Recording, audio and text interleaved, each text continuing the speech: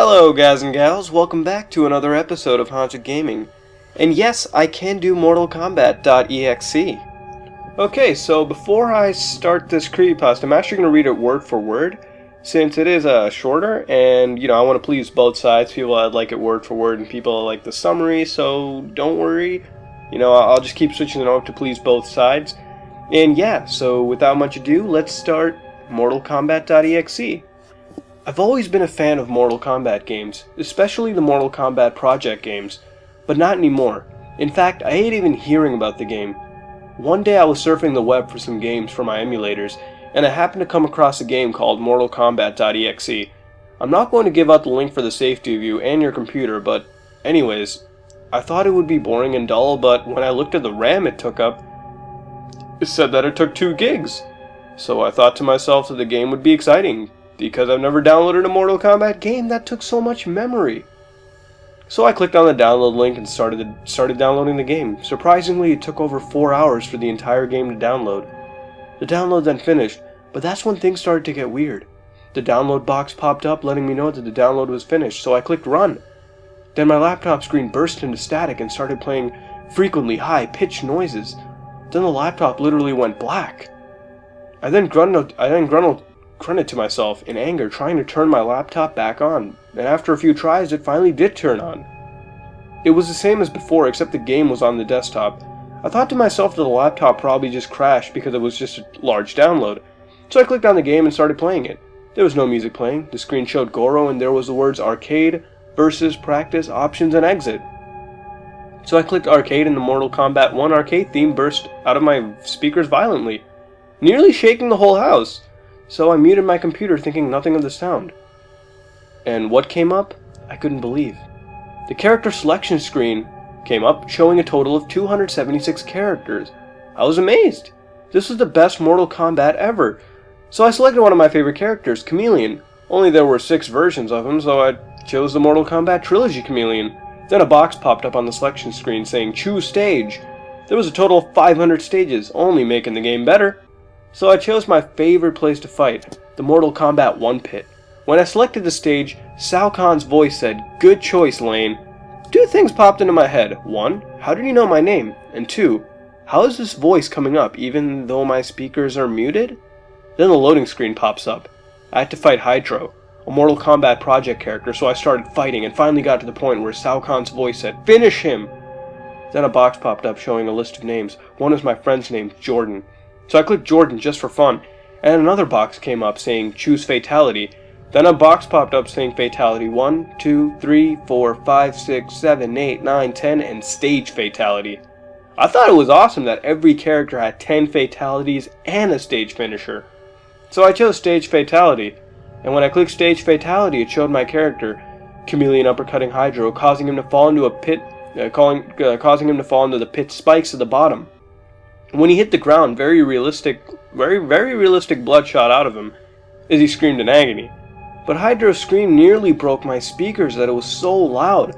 I was angry that I kept hearing noises from the game as I'd muted my computer, and confused as to why the noises were even so loud.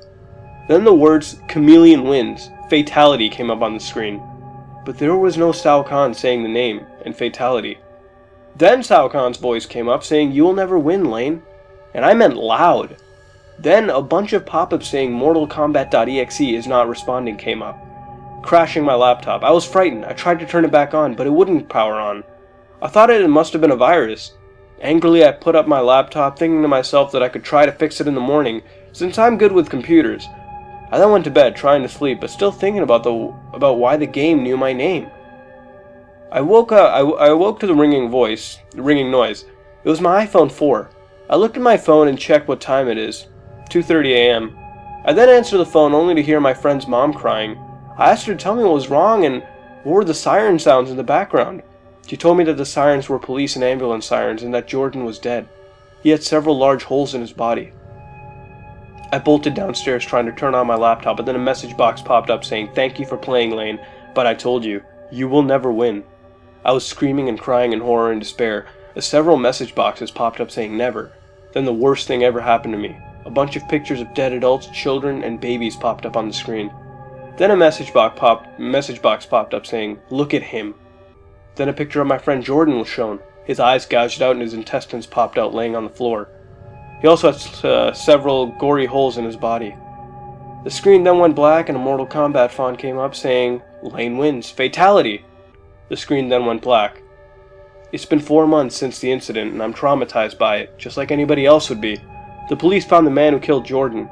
Oddly, he's the creator of the game I downloaded. Yesterday I was flipping through the channels on my TV and I saw Jordan's killer in court on a TV show. I had to watch. After about 5 minutes, the judge asked him what he had to say before he was locked up. He responded by looking at the camera and saying, "Lane, you will never win," violently laughing as the bailiff carried him away. So that was a pretty unique creepypasta, and it was also pretty decent. It wasn't very long, but it was pretty creepy. The ending was really unique with the serial killer and whatnot, and to be honest, I don't recall a gaming creepypasta that really ended like this. And the use of the serial killer and the haunting words that he said to the player in the end through the camera was creepy, almost as if you were watching the player, I guess. And that alone is creepy to think about. And even the inclusion of one of the player's best friends getting murdered in the game and in real life was pretty cool as well. The bad things about this creepypasta is some of the technical literary errors. Stuff like grammar, punctuation, spelling, etc. But then again, it wasn't so bad that you couldn't get through it without, a lot of problems, I guess. Besides that, I really don't have a problem with this creepypasta. I mean, it's short and it is legitimately creepy. And if I really had to find an, inherent problem, it really would just be nitpicking. In the end, I thought it was pretty good. And I definitely recommend you all to go check this creepypasta out. Links in the description below.